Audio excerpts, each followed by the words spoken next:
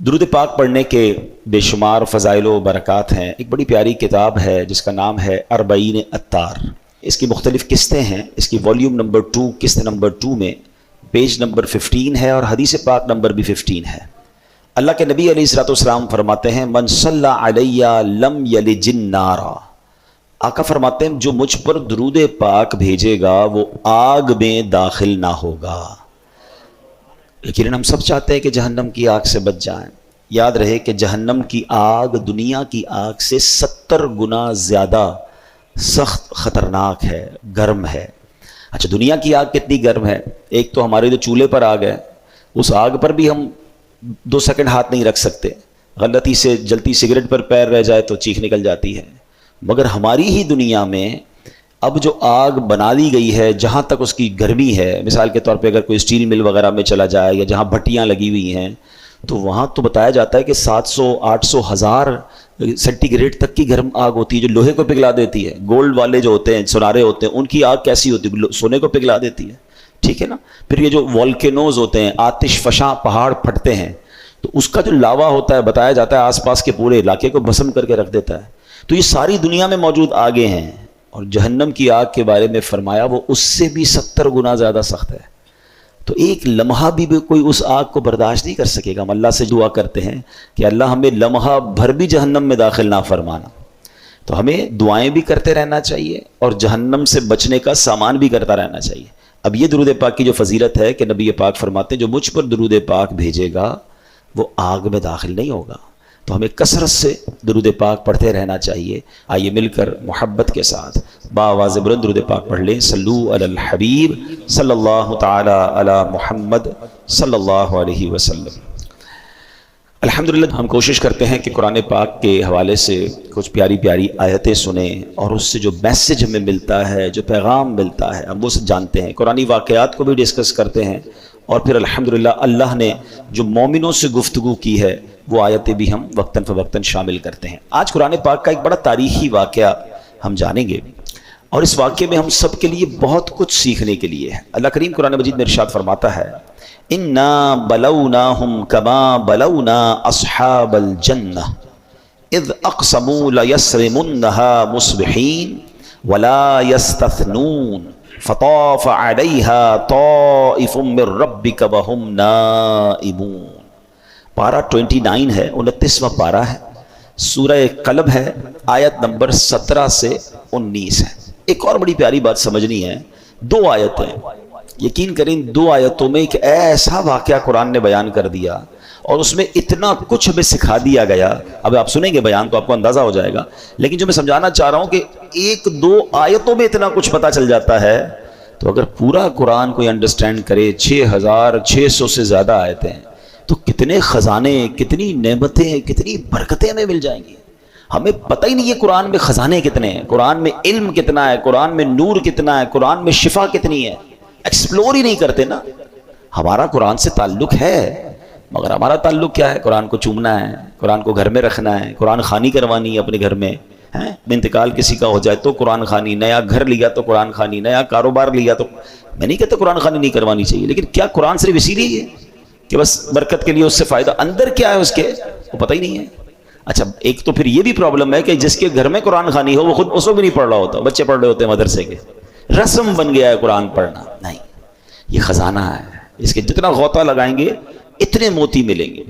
ہمارا تعلق وہی ہے نا، وہ جو میں نے کئی بار یہ واقعہ سنا ہے کہ ایک بوڑھی خاتون تھی، بیمار تھی، اور اس نے بڑے پیسے جمع کر کے اپنے بیٹے کو بیرون ملک بھیج دیا کہ چلو جاب کرے گا، پیسے کمائے گا، میرا بھی علاج ہو جائے گا، گھر بھی بنا لوں گی۔ بچہ گیا، بچے سے پیار بڑا کرتی تھی، بچہ بھی ماں سے بڑا پیار کرتا تھا۔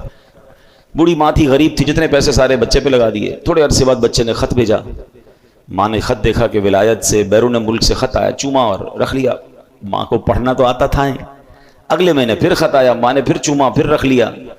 ہر مہینے خط آتا رہا، ہر مہینے چومتی رہی، اپنی دراز میں رکھتی رہی، مگر پیسے تھے نہیں۔ بیماری بڑھتی گئی، غربت بڑھتی گئی، ماں کا انتقال ہو گیا۔ انتقال ہوا تو جو صفائی کرنے کے لیے آس پڑوس سے خواتین آئیں، دراز کھولی تو بہت سارے لفافے تھے۔ یہ وہی لفافے تھے جو ہر مہینے بیٹا بھیجتا تھا۔ جب ان لفافوں کو کھولا گیا تو ہر لفافے کے اندر منی آرڈر تھا۔ ہر لفافے میں بچے نے ماں کے لیے پیسے بھجوائے تھے، چیک بھجوایا تھا، پے آرڈر بھجوایا تھا۔ ماں کو پڑھنا ہی نہیں آتا تھا، چومتی تھی بس، خزانہ اندر رہ گیا۔ اگر یہ سارے پیسے کیش ہو جاتے تو اچھی جگہ علاج بھی کروا لیتی، شاید گھر ور بھی اچھا کر لیتی، لیکن پڑھنا نہیں آتا تھا، محبت بڑی تھی۔ کچھ ایسا ہی معاملہ نہیں ہے قرآن کے ساتھ ہمارا؟ چومتے ہیں، آنکھوں سے لگاتے ہیں، اندر کیا ہے، اللہ نے کیا فرمایا ہے، ہمارے لیے میسج کیا ہے، اس کے بارے میں احساس ہی نہیں ہے۔ اور ایسا بھی نہیں ہے کہ بہت مشکل ہے۔ ہاں اگر آپ کوئی کہے جناب قرآن تو عربی میں ہے، ہم کہاں سے سیکھیں؟ بھائی علماء نے اس کو اردو میں ترجمے کر دیے، اس کی تفسیریں کر دی، کتابیں لکھ دی، تھوڑا ٹائم تو نکالے نا۔ ماشاءاللہ دعوت اسلامی والے تو پکار کر کہتے ہیں آؤ بھائی ہمارے مدرسے میں آدھا گھنٹے کے لیے آ جائیں، رات کو آ جائیں، صبح آ جائیں، امام صاحب بیٹھے ہوتے ہیں، امام صاحب کو کہیں تھوڑا سا قرآن سکھا دیں، تھوڑا پڑھنا تو شروع کریں، اور پھر دیکھیں کتنا سیکھنے کو ملے گا ماشاءاللہ۔ بلکہ اب تو ہماری تفسیر قرآن آڈیو میں موجود ہے، آپ سننا شروع کر دیں اگر پڑھ نہیں سکتے، سب فری ہے۔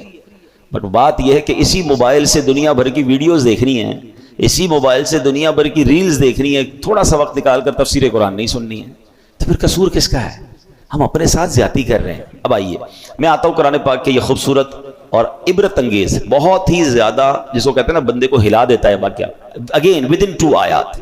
اچھا اب کیا فرمایا اللہ کریم نے قرآن میں؟ اس کا ترجمہ پہلے سمجھتے ہیں۔ بے شک ہم نے انہیں جانچا، ترجمہ کون سا ہی ہے؟ بڑا آسان ترجمہ قرآن ہے، آسان ترجمہ قرآن کنز العرفان، ٹھیک ہے۔ بے شک ہم نے انہیں جانچا جیسا باغ والوں کو جانچا تھا، جب انہوں نے قسم کھائی کہ ضرور صبح ہوتے ہی اس باغ کو کاٹ دیں گے، اور انشاءاللہ نہیں کہہ رہے تھے، تو اس باغ پر تیرے رب کی طرف سے ایک پھیری کرنے والا پھیری کر گیا جبکہ وہ سو رہے تھے۔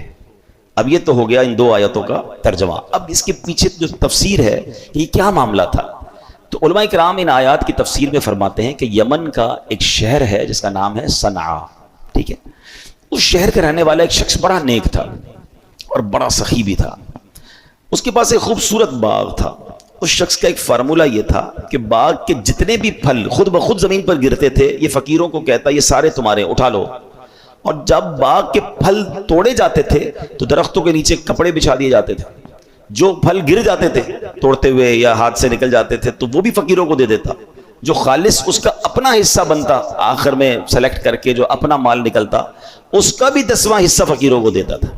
یعنی ایسا سخی تھا کہ اللہ کی راہ میں خرچ کرنے کا اس کا بڑا شوق تھا۔ اللہ نے اس کے باغ میں بڑے پھل لگائے تھے، بڑے جناب ترقی، بہت خوبصورت باغ۔ اب اس بندے کا ہو گیا انتقال، ٹھیک ہے۔ جب انتقال ہوا تو اس کے 3 بیٹے تھے، بیٹے تھے کنجوس، باپ تھا سخی، بیٹے تھے کنجوس۔ تو اب انہوں نے سوچا ہمارے والد اکیلے اتنی سخاوت کر لیا کرتے تھے، فقیروں کو اتنا مال دینے کے بعد بھی ان کا مال بچ جاتا تھا، مگر اب تو ہم 3 ہیں نا، 3 فیملیز ہیں، ہمارے بچے ہیں، ہماری بیویاں ہیں، ہمیں تو اور مال کی ضرورت ہے نا۔ اب اگر ہم بھی اسی طرح سخاوت کریں گے تو پھر ہمارے لیے تو کچھ بھی نہیں بچے گا، تو بہتر یہ کہ ہم اب سخاوت نہ کریں۔ اب ایک رات جب پتا چلا کہ باغ کے پھل پک گئے، ریڈی ہیں، اچھا فقیروں کو بھی پتا چل جاتا تھا کہ بھئی اب باغ کے پھل اتریں گے تو صاحب مال بانٹے گا، تو وہ بھی جمگٹا لگا کے پہنچ جاتے تھے۔ تو ان بیٹوں نے پلان کیا کہ کل فقیروں کے پہنچنے سے پہلے، محتاجوں کے پہنچنے سے پہلے ہم چلتے ہیں اور وہاں جا کر پہلے سارا ہی مال ہم نکال لیتے ہیں، ہم اب کسی کو بھی نہیں دیں گے۔ قرآن کیا کہتا ہے؟ اذ اقسموا لیصرمنها مصبحین، جب انہوں نے قسم کھا لی کہ ہم ضرور صبح ہوتے ہی اس باغ کو کاٹ دیں گے، اس سے پہلے کہ محتاج فقیر آئیں اپنا مال لے کے ہم نکل جائیں گے۔ اب جب قسمیں کھائیں تو بالکل ارلی ان دا مارننگ، صبح اٹھ گئے، صبح اندھیرے، اور باغ پر پہنچے کہ کسی کو پتہ نہ چلے، بڑے پرجوش تھے۔ اب قرآن کہتا ہے پلاننگ تو کر رہے تھے مگر انہوں نے انشاءاللہ نہیں کہا تھا، ولا یستثنون، پلان تو تھا مگر کیا انشاءاللہ نہیں کہہ رہے تھے، اپنی پلاننگ کر رہے تھے۔ کنجوسی تو اللہ کو پسند نہیں ہے، سخاوت اسے پسند ہے نا، کنجوسوں کو تو ذلت ملتی ہے۔ اب کیا ہوا، اتنے پرجوش تھے کہ صبح جلدی اٹھے، اور راستے میں ایک دوسرے کو پتہ کیا کہہ رہے تھے، وہ بھی قرآن بتا رہا ہے، اللہ یدخلنہ الیوم علیکم مسکین، کہ ہرگز آج کوئی مسکین تمہارے باغ میں نہ آنے پائے، یعنی غریبوں سے نفرت، ان کو نہیں آنے دینا ہے، سارا مال ہم سمیٹ کے نکل جائیں گے۔ اچھا جناب جلدی چلیں۔ اب جب جیسے ہی وہ وہاں پہنچے تو حیران ہو گئے کہ پورا کا پورا باغ جل چکا ہے، پورا باغ تباہ ہو چکا تھا، راتوں رات اس میں کوئی آگ لگی۔ ان کا پلان تھا صبح سارے پھل اتارنے ہیں، اور جب صبح پہنچے جو باغ لدا ہوا تھا پھلوں سے سارا جل گیا۔ اب کیا کہتے ہیں، بے شک ہم ضرور راستہ بھٹک گئے ہیں۔ ایک بھائی کہتا ہے لگتا ہے کسی اور کے باغ میں آ گئی، ہمارا نہیں ہے۔ ہیں دیکھو تو صحیح کوئی مسٹیک تو نہیں ہو گئی، ہمارے باغ میں تو بڑے پھل تھے، یہ تو پورا باغ ویران برباد جلا ہوا۔ جب غور کیا تو پتہ چلا نہیں، کسی اور کے باغ میں نہیں آیا، یہ تو ہمارا ہی ہے۔ ٹھیک ہے، اب قرآن کیا کہتا ہے؟ وہ کہتے ہیں بل نحن محرومون، بلکہ ہم تو محروم ہو گئے، بھٹکے نہیں ہیں، راستہ چینج نہیں ہوا، یہ ہمارا ہی باغ ہے، بربادی ہو گئی۔ کسی کی سوچوں نے کب سراہا، وہی ہوا جو خدا نے چاہا، جو اختیار بشر پہ پہرے بٹھا رہا ہے وہی خدا ہے۔ کوئی تو ہے جو نظام ہستی چلا رہا ہے، میرا خدا ہے۔ اے میرے پیارے اسلامی بھائی، کس قدر اس واقعے میں درس موجود ہے۔ سب سے پہلے تو اللہ پاک کی قدرت کے متعلق سبق سیکھیے نا، کہ کتنا ایسا ہوتا ہے جب ہم چاہتے ہیں یار یہ ہو جائے گا، وہ ہو جائے گا، میں یہ کر لوں گا، میں وہ کر لوں گا، میں یہ میری پلاننگ، ہوتا وہ نہیں ہے، ہوتا وہی ہے جو رب چاہتا ہے۔ اللہ قرآن میں فرماتا ہے اور تم کچھ نہیں چاہ سکتے مگر یہ کہ اللہ چاہے جو سارے جہانوں کا رب ہے۔ یہ بات ماننی پڑے گی کہ جو رب نے چاہنا ہے نا، ہونا وہی ہے۔ انسان کہتا ہے میرا فیصلہ، میرا ڈیسیشن، میری پلاننگ، کچھ بھی کر لیں، ہاں اللہ جو چاہے گا وہی ہوگا، وہی خالق، وہی مالک، وہی قدرت والا۔ امام جعفر صادق رحمۃ اللہ تعالی علیہ کا قول سنیے، کہتے ہیں اپنے ارادوں کے ٹوٹنے سے میں نے رب کو پہچان لیا، یعنی جو میں چاہتا ہوں وہ نہیں ہوتا، اس کا الٹ ہو جاتا ہے۔ اس سے مجھے معلوم ہو گیا کہ کوئی تو ہے جو میرے ارادوں پہ پہرا لگا رہا ہے، وہی خدا ہے۔ ایسا ہوتا ہے نا ہمارے ساتھ بھی، ٹکٹ بھی بک ہو جاتی ہے، آگے کی پلاننگ بھی بک ہو جاتی ہے، ادھر جا کے کسی ملک میں جانا ہے، کسی شہر میں جانا ہے، ادھر کس سے ملنا ہے، ساری پلاننگ بک ہے، مگر اچانک کوئی ایسا معاملہ ہوتا ہے سارا سفر ہی کینسل ہو جاتا ہے۔ پلاننگ تو جانے کی تھی، کیوں نہیں ہوا؟ بہت کچھ زندگی میں آپ کے ساتھ ایسا ہوا ہوگا۔ بات یہ ہے اب دو چیزیں ہیں، میں نے پلاننگ کی اور نہیں ہوئی۔ اب ایک طریقہ تو یہ چیخنا شروع کر دوں، چلانا شروع کر دوں، کوسنا کسی کو شروع کر دوں، اور دوسرا اس پورے واقعے سے عقل مندی یہ ہے کہ سبق لوں کہ یہ میرے رب کا فیصلہ ہے۔ اپنی اوقات پتہ چلنی چاہیے، پنجابی بھی کہتے ہیں لگ پتہ جانا چاہیے کہ میں کچھ نہیں ہوں، میرا رب سب کچھ ہے۔ ایسے موقعوں پر مزید اللہ کی قدرت کو جاننا چاہیے، عاجزی اختیار کرنی چاہیے، اور پھر دل کو مطمئن بھی کرنا چاہیے کہ نہیں ہوا تو یہی بہتر ہوگا۔ حضرت امام اعظم ابو حنیفہ رحمۃ اللہ تعالی علیہ کتنے بڑے بزرگ ہیں، کہتے ہیں خدا کے وجود کی، کسی نے ایک سوال کیا خدا کے وجود کی دلیل دیجئے، بتائیے خدا ایگزسٹ کرتا ہے، خدا موجود ہے؟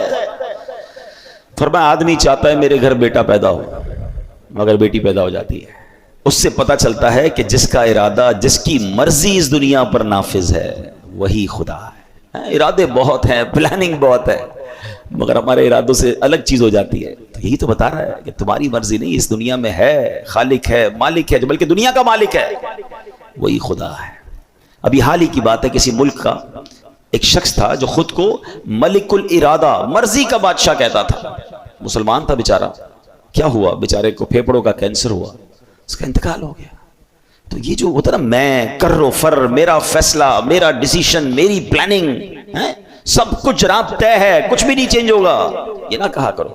پلاننگ کرنا چاہیے مگر انشاءاللہ بھی کہتے رہے، اور ساتھ ذہن میں بھی یہ بات رکھے رب نے چاہا تو ہوگا۔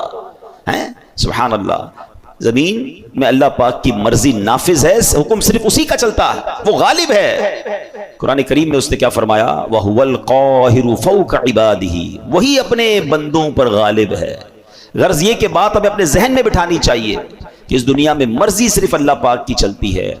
ہمارے ہمیں چاہیے کہ طاقت، عہدے، مال و دولت وغیرہ کے غرور میں نہ آیا کریں، اللہ پاک کے حضور سر جھکا کر رکھیں۔ ان باغ والوں کا جو بڑا عیب کیا بیان ہوا، پوشیدہ اسباب جن کی وجہ سے باغ تباہ ہو گیا، ان کا ایک عیب یہ تھا وَلَا يَسْتَثْنُونَ، انشاءاللہ نہیں کہہ رہے تھے، انہوں نے اپنے آپ پر بھروسہ کیا، تو کیا ہوا؟ باغ جل گیا، سب تباہ ہو گیا۔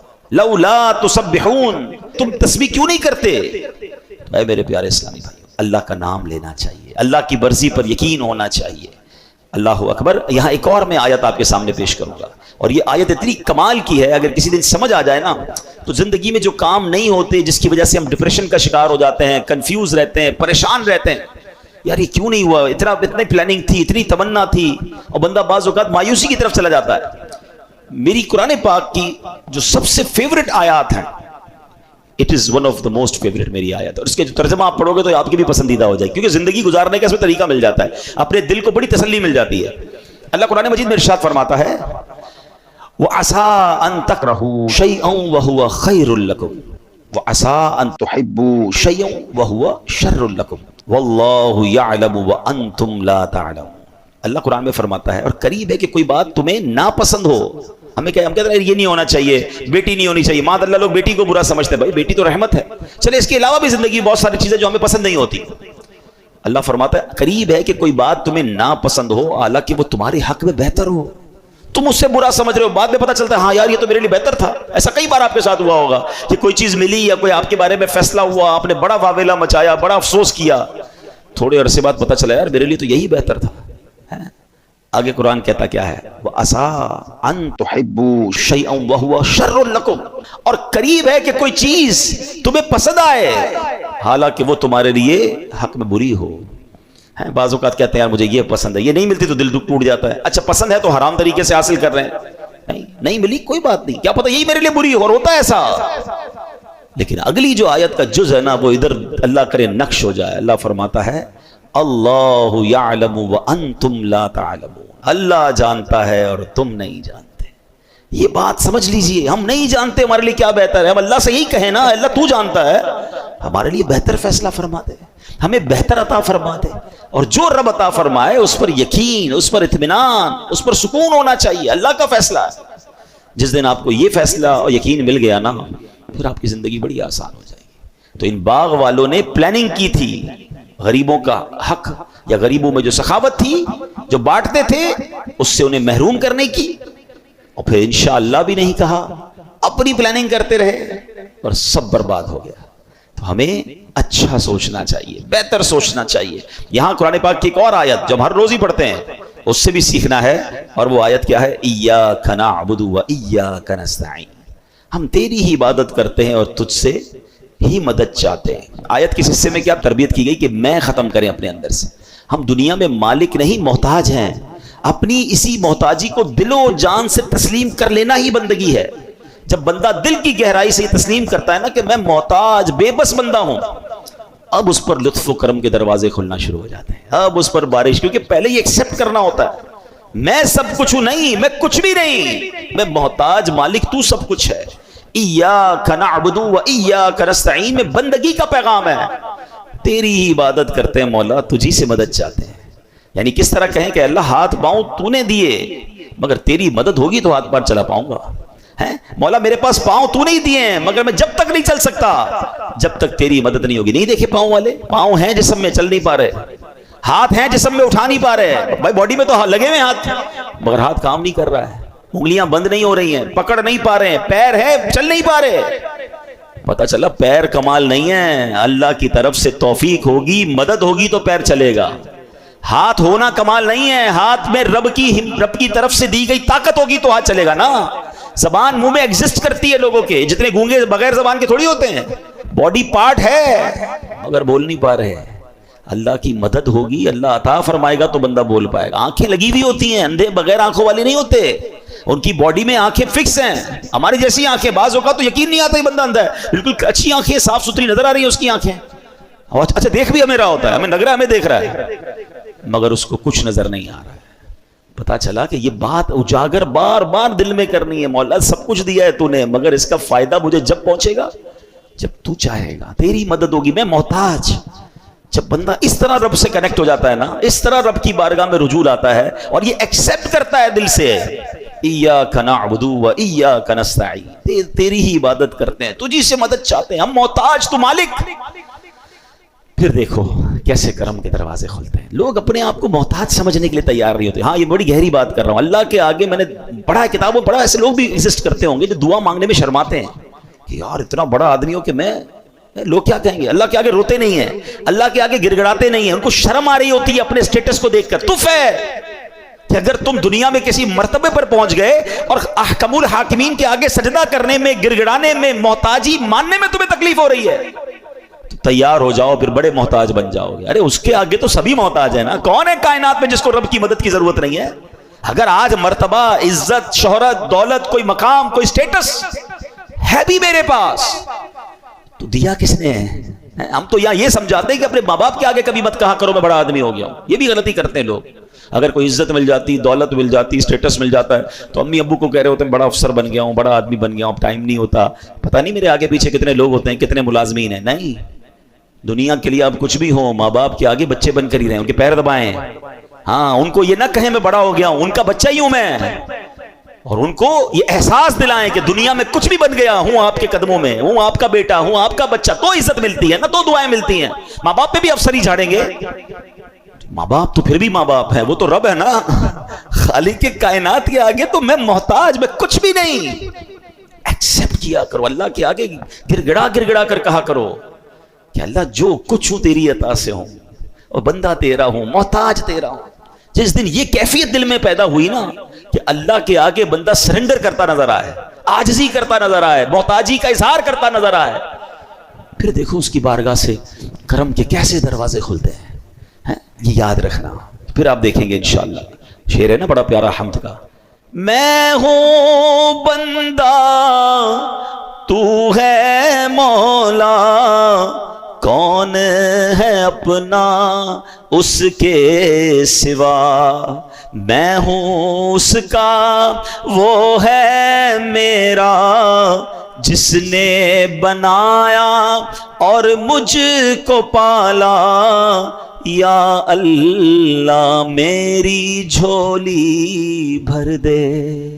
تو اللہ کی بارگاہ میں ہمیں یہ انداز اختیار کرنا. اب آتے ہیں اس بیان کے اگلے پارٹ کی طرف، اس واقعے کے اگلے پارٹ کی طرف. اس نیک شخص نے تو سخاوت کی، اس کو بھروسہ تھا اللہ پر کہ بانٹوں گا تو کم نہیں ہوگا. وہ بانٹتا تھا فقیروں کو، خوب باغ میں سے پھل دیتا تھا. مگر بچوں نے کیا سوچا کہ نہیں، ابا تو بانٹتا تھا، ہم بھی بانٹیں گے تو کم ہو جائے گا. یہی تو شیطان وسوسہ دلاتا ہے نا. جب بھی آپ اللہ کی راہ میں خرچ کریں گے آپ کو شیطان کمی کا، تنگی کا وسوسہ ڈالے گا، کم ہو جائے گا. تو باپ تو نیک تھا، بچے نیک نہ بن سکے، بچے سخی نہ بن سکے.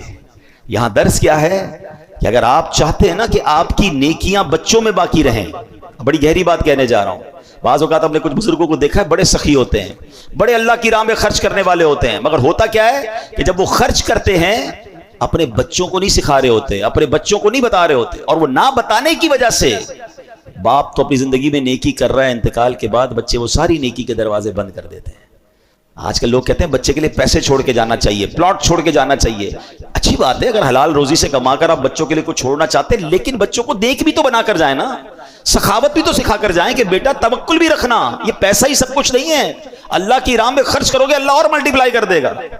مگر بعض اوقات دانستہ یا غیر دانستہ لوگ اپنے بچوں کو کنجوس بنا رہے ہوتے ہیں کہ بیٹا پیسہ ہی سب کچھ ہے، سنبھال کے رکھنا، خرچ نہ کرنا، پیسہ ہوگا تو کامیاب ہوگا. یہ رانگ تعلیمات ہیں. اگر میں جتنے بزرگ مجھے سن رہے ہیں آپ خود سوچیں آپ نے سٹارٹ کہاں سے کیا تھا.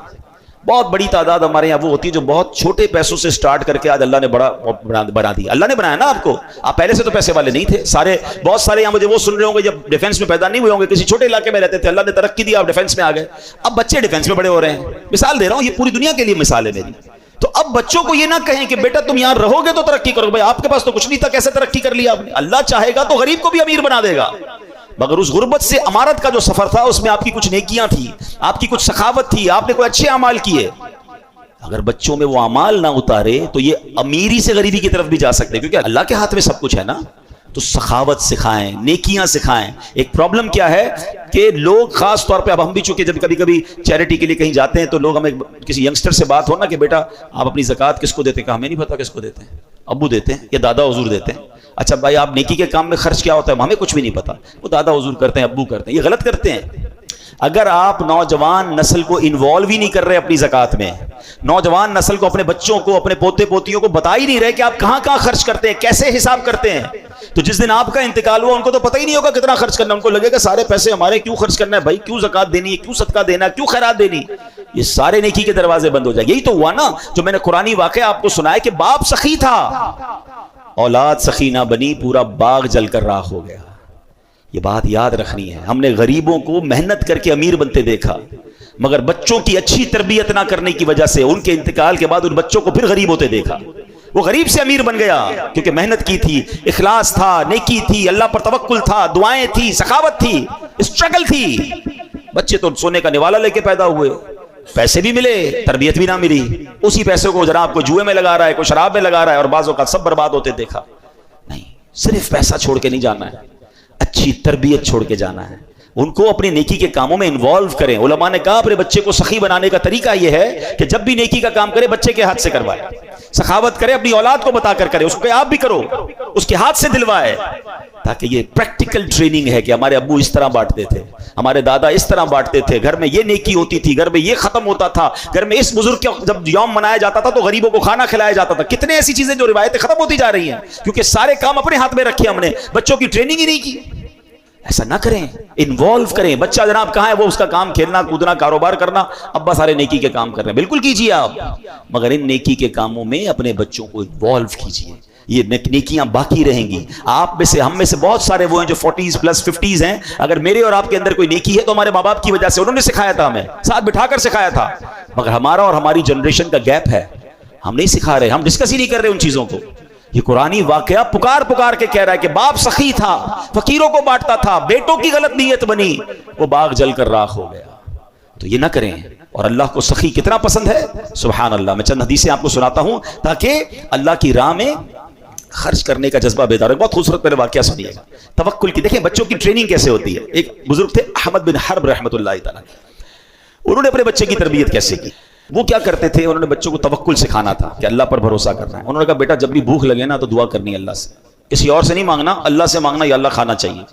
اپنی زوجہ کو کہا جب بھی بیٹا دعا کرے نا تو اس کے گھر میں اس نے پورا سمجھ دیوار میں سوراخ بنایا کہ پیچھے چپکے سے تم نے کھانا رکھ دینا ہے اس میں. بیٹا اس سوراخ کے پاس جا کے اللہ کی بارگاہ میں دعا کرتا، یا اللہ بھوک لگی ہے، تھوڑی دیر بعد سوراخ سے اس کو کھانا مل جاتا.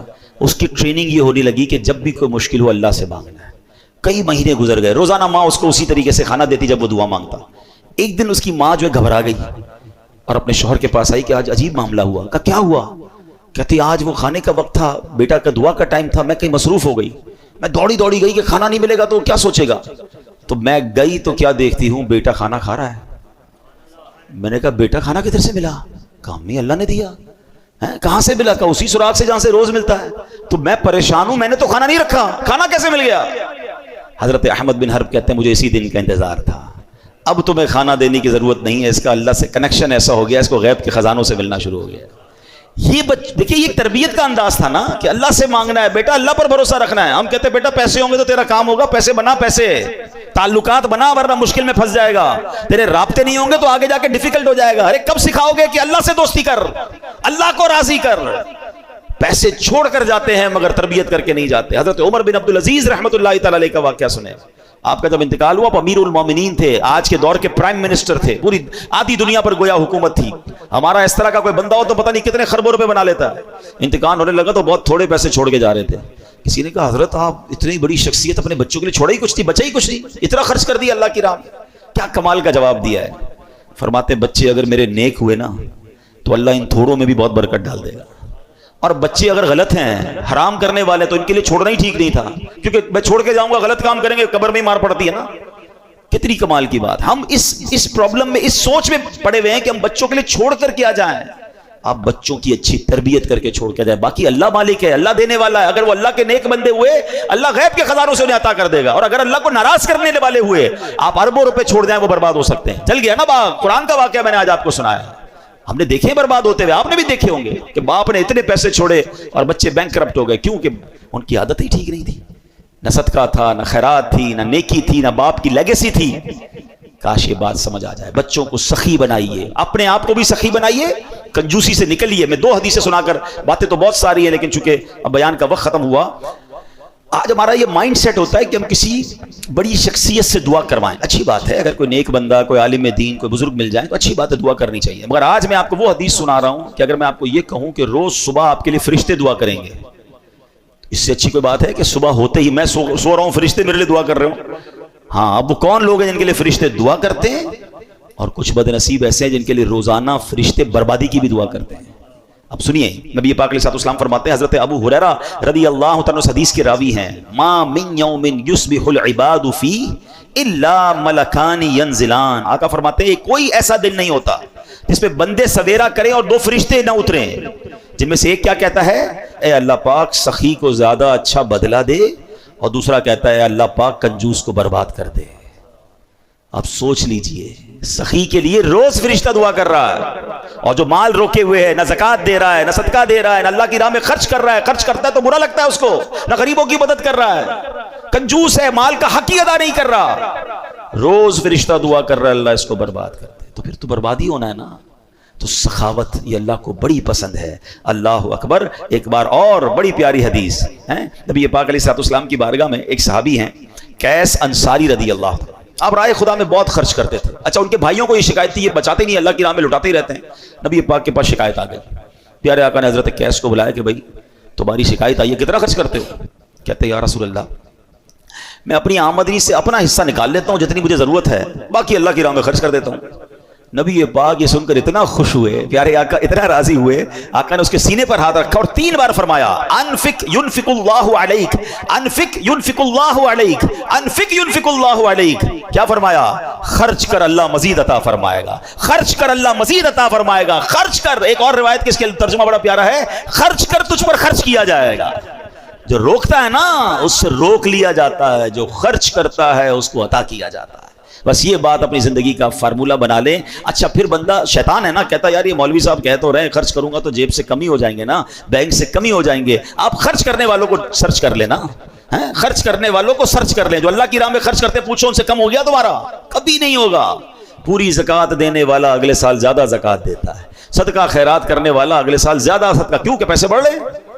عشر دینے والا، عشر تو 10% نکل جاتا ہے نا، 100 من نکلا زمین سے 10 من دینا ہے اللہ کی راہ میں، کچھ مسائل میں 5 من دینا ہے، تفصیل ہے اس کی، لیکن اگر 100 میں سے 10 دے رہا ہے تو 90 ہو گیا۔ مگر اللہ اس 90 میں ایسی برکت ڈالتا ہے کہ اگلے سال فصل بھی بڑھتی ہے، مال بھی بڑھتا ہے، صحت بھی بڑھتی ہے، عافیت بھی بڑھتی ہے۔ تو بے شک میرے پیارے اسلامی بھائی، قرآن کے اس واقعے سے بہت ساری باتیں سیکھنے کو ملی کہ ہم نے اپنے بچوں کی اچھی تربیت کرنی ہے، کوئی بھی پلان کریں تو انشاءاللہ کہنا ہے، اور اللہ پر بھروسہ رکھنا ہے، اپنے آپ پر بھروسہ نہیں رکھنا ہے۔